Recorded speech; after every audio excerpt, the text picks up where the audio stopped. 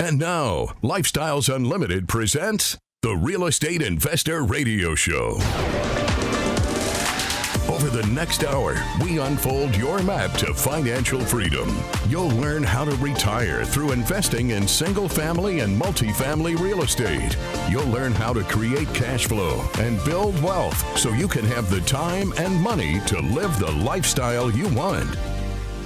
Welcome to the show. My name is Al Gordon, and as always, I'm working on your financial freedom. And on today's show, we're going to talk about a military term. It's a term that I was endeared to my entire time in the military. You've probably never heard this term before, but I'm going to hit you with it right now. You ready for it? Mission creep. Yeah, I know what you're thinking. It's not that. It's something completely different. All right, look, Merriam-Webster does a really good job of explaining what mission creep is. And here's their definition. The gradual broadening of the original objectives of a mission or an organization. So that's your framework right there. Is that not enough for you? Wikipedia describes it a little bit differently. Now, those of you that listen to the show regularly, you know that I'm not a huge fan of Wikipedia. And the reason I'm not a huge fan of Wikipedia is because anybody can get in there and manipulate the information that's in there. Yeah, that's the problem I have with Wikipedia. So Wikipedia tends to put opinion in context with actual facts, and it's hard to discern which is which. But I will give Wikipedia props because they do a really good job of describing mission creep. You ready for it? It's the gradual or incremental expansion of an intervention, project, or mission beyond its original scope, focus, or goals, a ratchet effect spawned by initial success. Mission creep is usually considered undesirable due to how each success breeds more ambitious interventions until a final failure happens, stopping the intervention entirely. Okay, that's pretty complex. I just hit you with a very complex definition of mission creep. Now, why am I bringing up this concept of mission creep? It has nothing to do with my military background. It has everything to do with real estate investing. And it also has to do with my big mouth. Over the last week to 2 weeks, I have been talking about a trend that I am seeing in single family properties. I am seeing opportunities come across my desktop that indicate to me that if I invest in a single family asset, that investment can double or more the money that I put into the investment. Yes, did you hear me correctly? I am seeing single family deals come across my desk that are indicating to me that, let me just give you an example. Here's one here. This particular one is going to require about $28,000 to get into the deal. That's what your cash out of pocket contribution would be. However, once you capture equity because you've done everything the correct way, you've done everything the way we teach you how to do it at Lifestyles Unlimited, what you find is that you're capturing equity of about $31,000. What does that mean?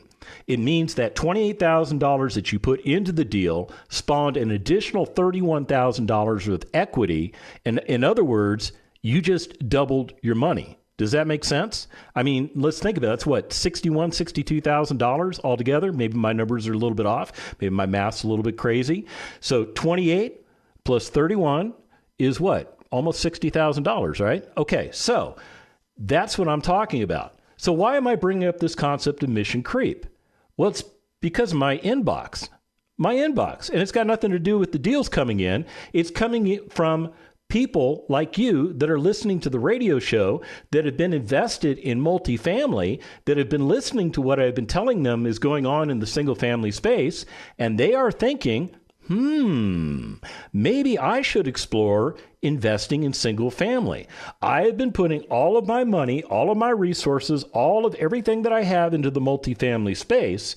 But now that I'm hearing this Al Gordon guy on this radio talk about single family, I'm interested in possibly pursuing single family. So here's your mission creep.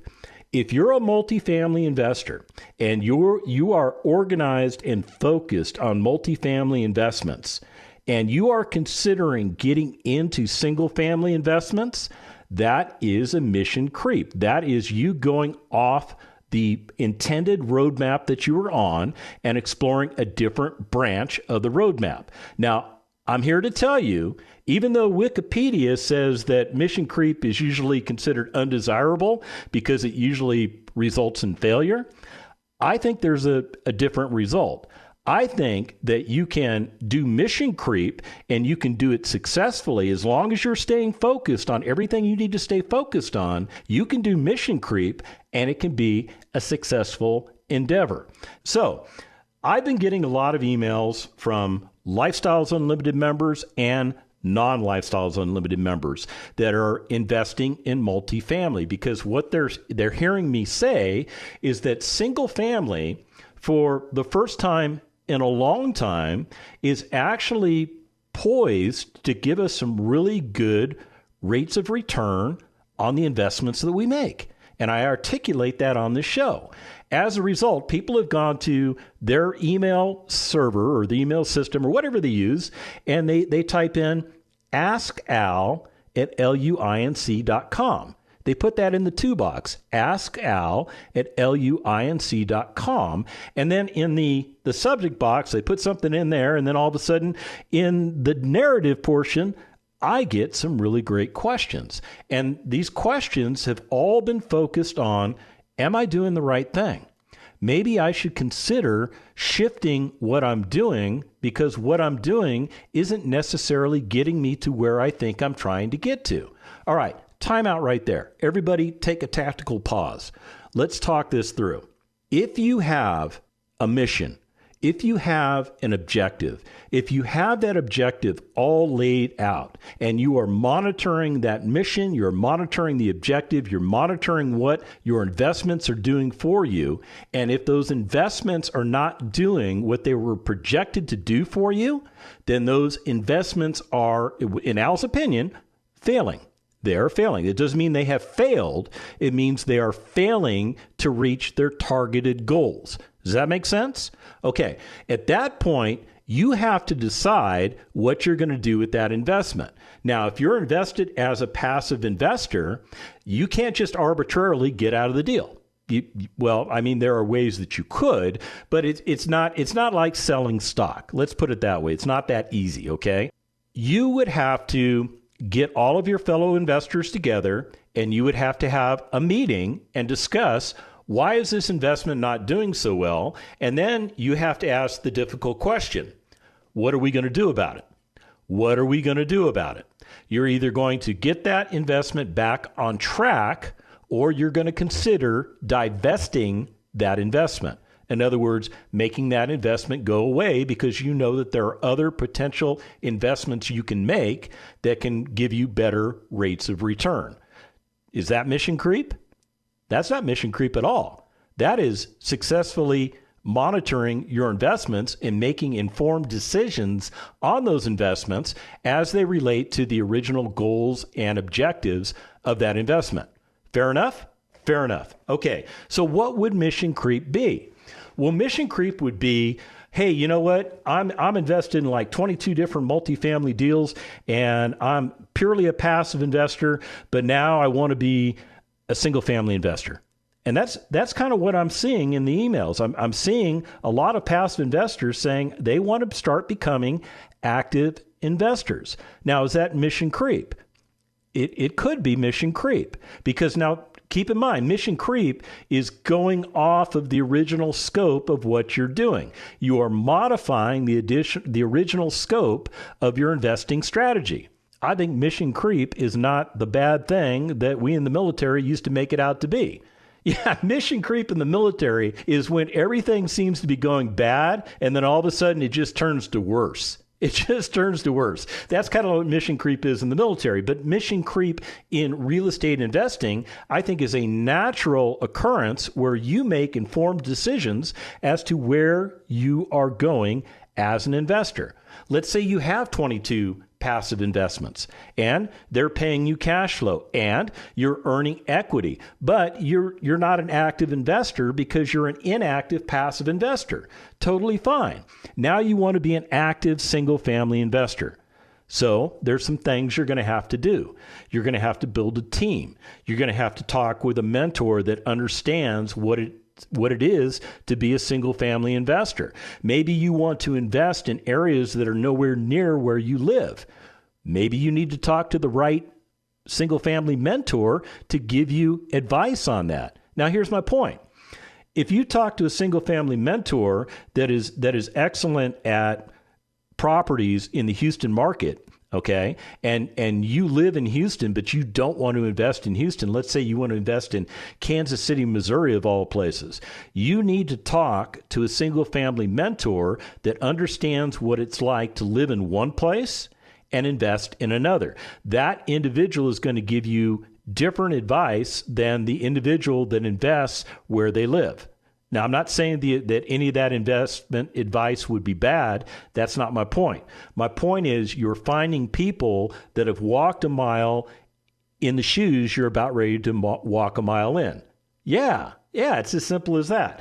So having the right mentor on your team is very important. Building the rest of your team is very important. Make sure that you have the right contacts with legal people. Yeah, attorneys. Maybe you need to have an attorney. Maybe you're going to invest in an area where properties are transacted using an attorney as opposed to a title company or an escrow company. Okay, something you need to consider. The other thing you need to do is you need to spend a little time researching the area that you want to invest in. Just because you see a prospectus that indicates that a particular area is doing really well and could do extremely well, you have to do your research and make sure that you're buying into an area that's going to give you what you think it's going to give you.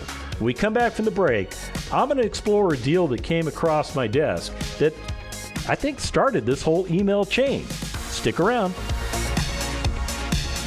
Got questions? Call Lifestyles Unlimited at 855-497-4335. The Real Estate Investor Radio Show continues next. Need more unconventional wisdom that will set you free? Subscribe to Lifestyles Unlimited on YouTube and binge content that will actually help you get where you want to go in life from people who are already there. With over 50,000 members and 32 years of proven success, there's so much more we want to share with you than what we have time for on the radio. On YouTube, we go beyond our shows and feature our best content from podcasts, interviews, expo, Masters Tour, fireside chats, special events, and more.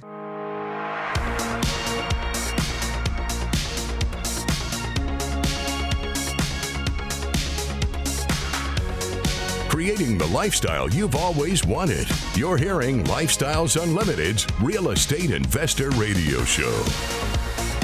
Welcome back to the second half of the Lifestyles Unlimited Real Estate Investor Radio Show. My name is Al Gordon, and as always, I'm working on your mission creep. Okay, that was a joke. I'm working on your financial freedom. But we're talking about mission creep today, and I think mission creep gets a bad rap. I really do. I think it gets a really bad rap.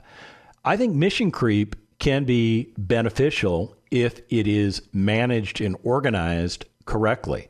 And if the mission creep causes you to change your trajectory of your objectives and your goals, I think that's okay. I think that's totally fine. And here's my point. Single family, man, I'll tell you, it appears to be red hot right now.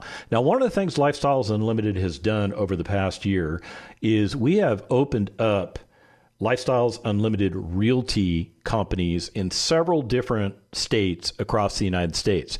We targeted states that specifically we knew had the potential to provide the types of returns that we receive based on how we invest. Now, we have not opened up any Lifestyles Unlimited realty offices in places like California or New York. You want to know why? It's because what we do doesn't work out there. And the reason it doesn't work out there is because there is a severe imbalance between the value of the property and the rental income that the property can produce. Severe imbalance. So as a result of that imbalance, we don't invest in those areas. Now, there are people in America that do invest in those areas, but not us as Lifestyles Unlimited members. We would rather be in places like Texas, Arizona, Georgia, Mississippi, Tennessee, Kansas. and Missouri. Kansas, of all places, like a place called Olathe. I probably just butchered the name of the town, but Olathe, Kansas is a little town that is southwest of Overland Park, Kansas, which is southwest of Kansas City, Missouri. It's in what I would consider a tertiary market. In other words, it's not in a primary real estate market. That would be Kansas City. It's not in a secondary real estate market, which would be Overland Park, which I don't know, Overland Park's been growing like crazy. That might actually be a primary sector right now. But a tertiary market, Olathe, Kansas, a place where people live, a place where people work, and a place where Americans call home. So why of all things would I even bring up a place like Olathe, Kansas? Because I received an email from Devane, and man, I'll tell you, this property, it's an amazing property. Now, let me just tell you right up front, what caught my attention on this property was the fact that it can produce a 375% return on capital gains. It means that for every dollar you put into that property, it's going to return a 375% return on investment in the capital gains area. I've lost some of you, haven't I? Okay, let me back up a step. This particular property is on the market in Olathe, Kansas for $125,000. Now, Devane knows that the basic condition of this property does not warrant it selling for $125,000. So this property has been on the market for a while, but it hasn't moved. The reason it hasn't moved is because the property's owner is actually asking too much for the property. The property should sell for a price of $105,000. That's what comparable sales for this particular property in its present condition, that's what it's worth. However, when you fix this property up and you breathe new life into this property, it has a retail value of $199,900. Let's just call it $200,000. The difference between the $105,000 price that you're going to offer on this property and that $200,000 equity, that's all the equity you're going to capture in this particular deal. Yeah. That's a lot of money. You just did the math in your mind. You said, wow, there's $95,000 sitting on the table. There is $95,000 sitting on the table, and we're going to use some of that money to do all the repairs on this property. We're going to go out and we're going to acquire this property using a hard money loan. What that does for us is it allows us to acquire the property almost instantaneously. Now, it does take a couple days to move through the escrow process, but it's not like a 30 to 45 to 60 day escrow. It's more like a 3 to 10 day escrow. Yeah, that's the power that hard money brings to me as an investor. It gives me the immediate ability to purchase a property. And not only am I going to use that hard money loan to purchase the property, I'm going to use a portion of that hard money loan to cover the $40,000 worth of rehab that needs to be done on this property.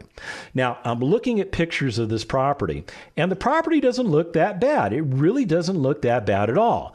But here's the one thing that I uncovered when I was doing my due diligence on this property. This property has major foundation problems. Yeah, that means the floor in this property is like a roller coaster. Yeah, it rises in places, it falls in places. It is not level, it's not flat. If you took a marble and you put it in the center of any room, pick a room, I don't care what room, that marble is going to roll to one of the walls. That's just what's wrong with that property. Now, cosmetically, the property doesn't look like it's in too bad a shape. The cabinets in the kitchen, they actually look pretty decent. They look a little dated. They could just use a little sprucing up. I don't think they have to be replaced. But the hardwood floors in this property, man, those look nice. And here's the neat thing about hardwood floors. When you have foundation problems, hardwood floors tend to recover very well when you're recovering the levelness of the property. Now, I'm not saying that you're not going to have any breakage anywhere. You're not going to have any issues with the flooring. That could come into play. Part of the reason we've established a $40,000 rehab, it's not because it's going to take $40,000 to fix the foundation on this property. what's going to happen is once we fix the foundation on the property, it's going to create other problems. We're potentially going to have problems with the sewer lines, with the plumbing lines. Maybe there's an issue with the roof. By the way, the roof on this property, it is pretty old. It's going to need to be replaced too. So we've built that cost into this $40,000. Want to know how much money it's going to take for you to put into this deal in order to get this deal? $12,000. I actually overstated that value. The actual number that Devane came up with was $11,926. You're going to capture equity of almost $45,000 in this property. That $45,000 is in addition to the $12,000 you put into the deal. So really, $45,000 plus 12, let's do the math here. So that's what, $57,000? Okay, that's a little bit less than the $60,000 number I was throwing out earlier in the show, but that's a very significant number. Now think about it. For a $12,000 investment, you can become $57,000 richer. Is that something you'd be interested in? I'll tell you what, that's something that a lot of these multifamily investors are interested in, because what I just told you was you can instantaneously, literally triple your money just by buying this property. Now, you're not going to sell the property immediately, because that would be flipping. At Lifestyles Unlimited, we don't teach flipping. And the reason we don't teach flipping is because flipping comes with a whole host of tax problems that we don't want you to deal with. Now, let me go back to this property that's in Olathe, Kansas. Now, I'm looking at Zillow. Now, one of the things Zillow does is Zillow gives you something called a Zestimate. The Zestimate on this particular property is coming in around $129,000. So if the seller is relying on the Zestimate for the valuation, they may find themselves in an overvalued state. I believe the property is worth $105,000. If I were to buy this property, I would offer $105,000. What I'm trying to do is I'm trying to pay fair market value for the asset. If the seller's not willing to sell for $105,000, should I pass? Or should I go through mission creep and renegotiate? And the honest answer is yes. The numbers absolutely work at $125,000. The difference is you're only going to get about a $200,000 a 200% return on capital gains. So because you're paying more for the property, you're not going to realize as much equity. And you're probably going to have to put a little more money into the deal, but still you're going to be under $15,000. That's what my numbers are showing me right now. Does the deal still work at that $15,000 price point? And the short answer is yes. We haven't even talked about cash flow on this property, because I've been so focused on the equity and the fact that we're going to make you very rich by buying these kind of properties and then holding them for a year and then disposing of the properties, taking the gains from these properties and then going out and buying 2 or more properties to replace them. That's how you get yourself to a place of retirement in 5 years or less. Now let's talk about the cash flow, because the cash flow is something that you will use in order to retire yourself. At the original number of about $12,000, the cash flow on this particular property is returning a 21% return on cash, 21%. Now, what's that based off of? It's based off of the cash flow on this property will be about $210. In other words, once you rent it for about $1,200 a month and you pay the associated mortgage of about $990 a month, you're going to have a cash flow of about $210 a month. Now, my numbers are a little bit off there because I'm using some averages, but don't worry about it. The point is, even if you jumped your cash out of pocket to $15,000, you're still going to get almost a 17% return cash on cash. Still a great return. Now let's take a step back and let me ask you the question I tend to ask on this radio show ad nauseum. You ready for it? What kind of returns are you getting in your investments? Now, some of you know, some of you don't know. Those of you that don't know, you need to get into the know. Yeah, your mission creep needs to be, you need to stop being blank in the mind, and you need to get focused on your investments. You need to understand what your investments are doing for you. You need to understand the rates of return that these investments are giving you. And if you're not getting the rates of return that you desire, divest yourself and reinvest into assets that give you the rates of return. Are you starting to understand why my inbox was blowing up over the past week? Because I've been talking about properties just like this particular one. This is just a tiny little 2-bedroom, 1-bath house in a place called Olathe, Kansas. You've never even heard of it, have you? And if I told you the name of the street and the property address, first of all, I'm not going to do that on the radio because that would be inappropriate. But if I told you the information on this particular property, you'd probably blow up the MLS trying to get information on it, or you'd blow up all the realtors' phone numbers trying to get information on it. The point I want to make is that this is just one opportunity.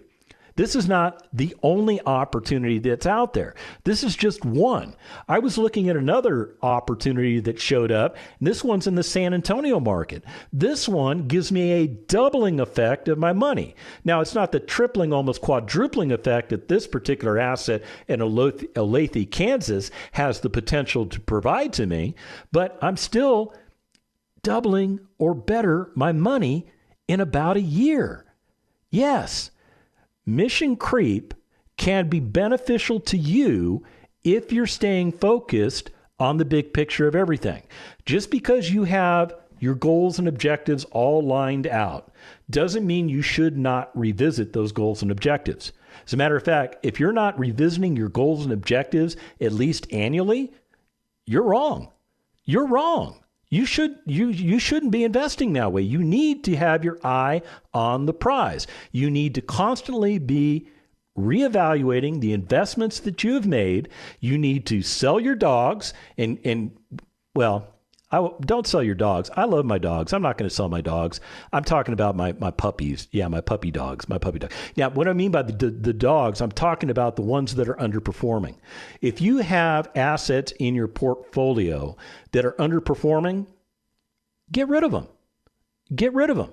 If you can't get rid of them immediately, go to work doing what you need to do to either improve their position or to cause their elimination from your portfolio.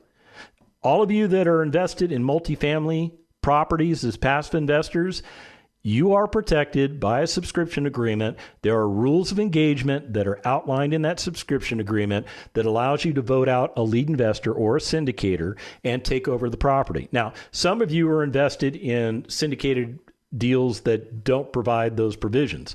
Those would be non-Lifestyles Unlimited types of deals, by the way.